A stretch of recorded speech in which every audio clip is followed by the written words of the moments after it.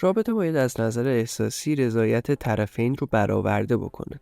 رابطه عاطفی مثبت باید شما رو خوشحال‌تر کنه و باعث بشه حالتون بهتر بشه. با این حال اگر رابطه‌ای باعث ناراحتی شما شد، ممکنه شما درگیر یه رابطه سمی شده باشید.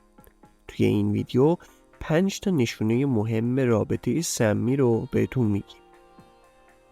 1. عدم اعتماد. یکی از علائم هشدار دهنده رابطه سمی عدم اعتماده. توی این روابط هر حرکت شما زیر سوال میره و نظرات شما اصلا اهمیتی نداره. چنین مواردی از عدم اعتماد متقابل ناشی میشه.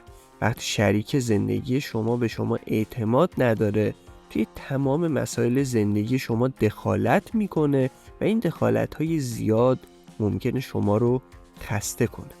اعتماد پایه و اساس هر رابطه سالمیه و اگه اعتماد توی رابطه شما وجود نداشته باشه، شما وارد یک رابطه سمی شدی.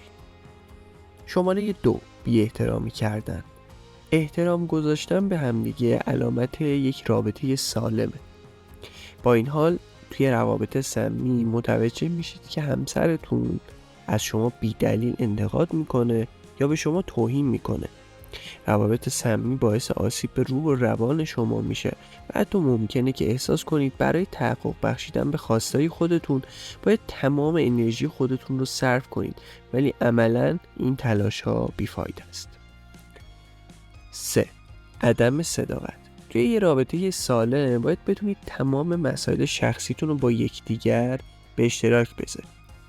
اگر هر کدوم از شما بهونه‌ها و دروغایی برای مخفی نگه داشتن از همدیگه پیدا کنید، پس به همدیگه اعتماد ندارید. این وضعیت نشون دهنده رابطه سمیه.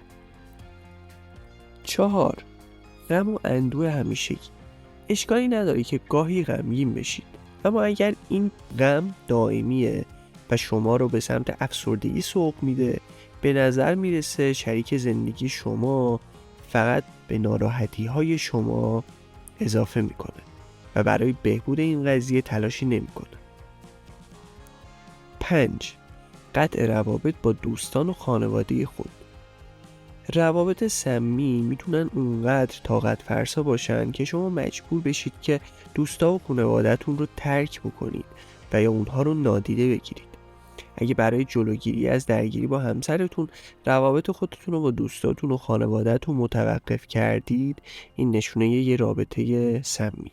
توی کامنت ها لطفاً بهمون بگین دیگه چه علامت هایی برای رابطه های سمی میشناسید که ما اشاره بهشون نکردیم.